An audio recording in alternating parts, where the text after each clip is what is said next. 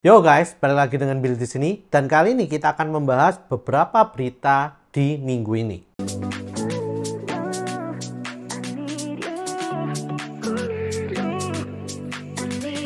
Oke, berita pertama yang ingin saya bahas adalah dirilisnya Oppo Reno 10 di Malaysia guys. Iya, jadi bagi kalian yang penggemar fanatik dari Oppo Reno, ini di Malaysia itu ternyata sudah diluncurkan. Dan ada beberapa info menarik yang menurut saya aneh gitu ya. Karena nggak biasa-biasanya desain dan spek dari Oppo Reno ini agak berbeda di Malaysia. Nah, yang pertama adalah desain kamera belakangnya. Kamera belakangnya ini memang memiliki tempat yang sama, yaitu seperti bentuk elips gitu ya. Tapi penempatan kameranya ini itu agak berbeda dengan versi Cina. Nah, saya sih nggak tahu gimana beda persisnya ya, tapi katanya penyusunannya itu agak beda dengan versi Cinanya guys. Nah, kalau cuman bedanya itu sih nggak masalah, tapi nanti saya akan berikan lebih lanjut beda apa yang menurut saya ini agak bikin kesel gitu ya. Oke, kita lihat aja dari 3 versi yang diluncurkan di Malaysia. Yang pertama adalah Oppo Reno 10 Pro Plus, yang kedua adalah Oppo Reno 10 Pro, dan yang ketiga adalah Oppo Reno 10. Nah, kita bahas dari Oppo Reno 10 Pro Plus-nya dulu ya. Nah, ini adalah versi tertinggi, tentu saja semuanya itu mendekati flagship ya. Yang pertama adalah dari layarnya. Layarnya ini ada lekukan di kiri dan di kanannya. Lalu juga untuk layarnya sendiri AMOLED 120 Hz refresh rate. Ya, seperti biasa sih. Sekarang ini udah biasa banget, bahkan di smartphone mid range juga seperti ini. Lalu memiliki resolusi Full HD Plus dan memiliki besaran 6,74 inci. Jadi layarnya ini menurut saya lumayan gede ya. Dan di layarnya tersebut juga menggunakan in-display fingerprint. Di bagian depan layar juga dilengkapi kamera selfie 32 megapiksel. Nah, sekarang kita akan masuk ke kamera belakangnya, yaitu 50 megapiksel main kamera, 8 megapiksel ultra wide kamera, dan juga ada 64 megapiksel periskop kamera. Nah, periskop kameranya ini nggak sampai gimana banget ya, karena cuman bisa 3 kali zoom yang optikalnya, tapi bisa 120 kali digital zoom. Nah, menurut saya sih ya kalau misalnya periskop tapi cuman bisa 3 kali zoom doang, menurut saya sih agak aneh gitu. Kenapa nggak dibikin sampai 6 kali zoom gitu ya optikalnya. Ya, tapi itu adalah pilihan dari Oppo Reno sendiri sih. Lalu juga untuk baterainya ini 4700 mAh dengan SuperVOOC charger 100 watt. Ini lumayan kenceng banget ya. Karena ya 100 watt tuh saya udah pernah nyoba dan bener-bener kenceng banget sih. Nah, semua ini dilengkapi dengan CPU-nya Snapdragon 8 Plus Gen 1 dengan 12 GB RAM dan juga 256 GB storage, yang menurut saya udah lumayan cukup besar. Untuk harganya sendiri ini dibanderol dengan harga 11,4 juta kalau dikurskan Indonesia. Yang menurut saya ya udah harganya flagship banget. Itu lumayan mahal lah. Memang Oppo Reno ini nggak pernah ya ngasih harga yang murah-murah banget. Ya, harganya memang standar dan kadang-kadang di atas rata-rata harga smartphone lainnya.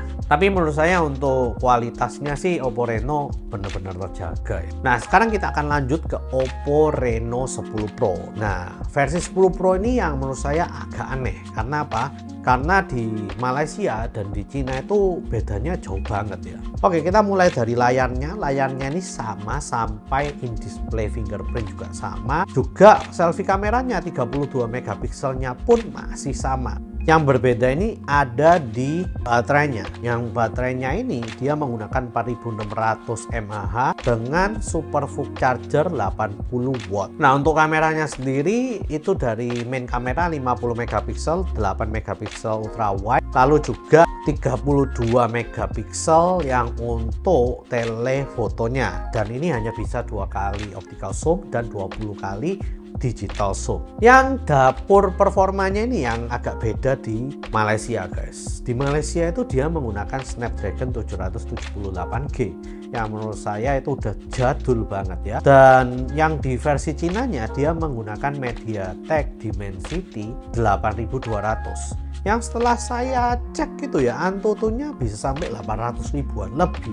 Nah, kalau yang Antutunya 778G ini cuma 550 ribuan gitu ya. Jadi untuk ukuran Pro dikasih dapur performa yang berbeda meskipun yang lainnya sama.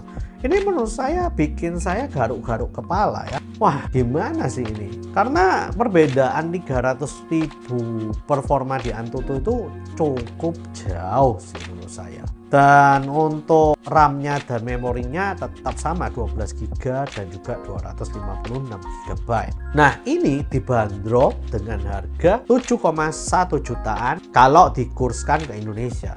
Yang menurut saya dapat 778G harga 7,1 jutaan itu ya gimana gitu ya. Meskipun yang lainnya itu bagus, tapi ya udahlah, untuk soal performa ngalah dulu deh. Dan yang terakhir adalah Oppo Reno 10 sendiri. Oppo Reno 10 ya nggak ada nama Pro dan juga Plusnya, jadi ya biasa-biasa aja gitu.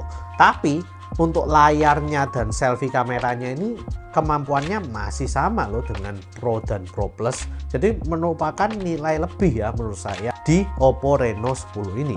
Nah, yang lucu adalah kameranya. Kameranya ini main megapikselnya itu 64 megapiksel. Lalu juga 8 megapiksel ultra wide dan 32 megapiksel untuk telefotonya yang sama ya, 2 kali optical zoom, 20 kali digital zoom. Untuk baterainya sendiri dia diberikan 5000 mAh dengan SuperVOOC 67 watt charger. Dan juga untuk dapur pacunya sendiri ini dia menggunakan MediaTek Dimensity 7050 yang menurut saya itu performanya 11-12 gitu ya dengan Snapdragon 778G. Ya lebih kecil dikit tapi nggak sampai kalah kenceng gitu loh. Ya ini agak lucu juga. Lalu untuk RAM-nya 8 GB dan untuk storage-nya masih tetap sama 256 GB. Nah, ini juga yang di Cina dia menggunakan Snapdragon 778G tersebut dan juga menggunakan baterai yang sama yang digunakan di versi Pro-nya yang Malaysia, yaitu 4600 mAh dengan SuperVOOC 80 watt. Nah, jadi hal ini yang membuat saya bingung banget. Kenapa yang di versi Malaysia ini diganti jauh banget gitu ya? Kalau yang Cina kan kita lihat performa 8 Plus Gen 1 oke 1 juta lebih. Lalu juga untuk performa Dimensity 8200 itu 800 ribuan. Jadi masuk Pro oke. Dan yang Reno 10 itu 778G 550 ribuan. Dan itu udah tiernya udah jelas banget ya. Yang ini enggak, yang pertama 1 juta lebih 550 ribu, lalu ya 500 ribuan gitu. Yang menurut saya itu enggak jauh banget gitu ya.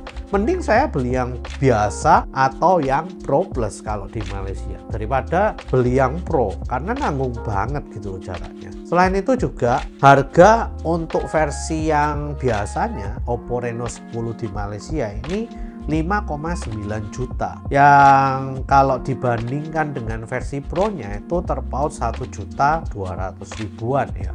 Tapi ya upgrade-nya nggak berarti banget gitu loh untuk yang Pro-nya ini.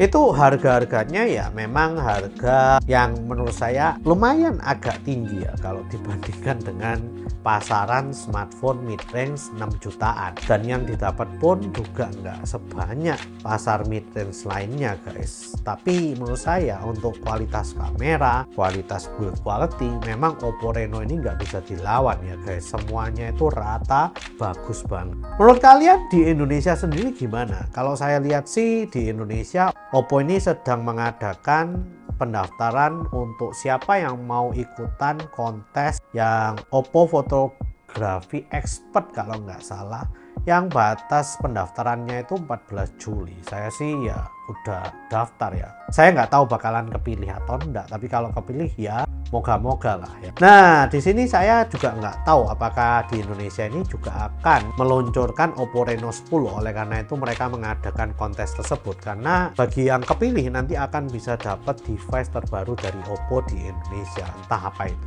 Jadi buat kalian yang ingin ganti Oppo Reno kalian ke yang versi 10 ini, kalian sudah tahu harus menyiapkan uang berapa ya. Kira-kiranya sih hampir nggak jauh beda dengan Malaysia, 5,9 juta sampai 11,4 jutaan. Jadi kalian kalau pingin upgrade, kalian harus tahu dan menyiapkan uang tersebut guys. Info yang terakhir yang ingin saya sampaikan adalah info dari iPhone 15. Nah, iPhone 15 ini katanya mengalami peningkatan baterai yang cukup besar, yaitu 12% sampai 18%. Dan menurut saya ini signifikan banget ya peningkatannya, karena iPhone itu terkenal efisiensi baterainya meskipun dengan baterai yang lebih kecil jauh daripada Android device lainnya. Nah, di sini katanya iPhone 15 ini mengalami peningkatan 18% untuk baterainya. Lalu iPhone 15 Plus sekitar 14%, iPhone 14 Pro 14%-an juga, dan yang terakhir adalah iPhone 15 Pro Max yang mengalami peningkatan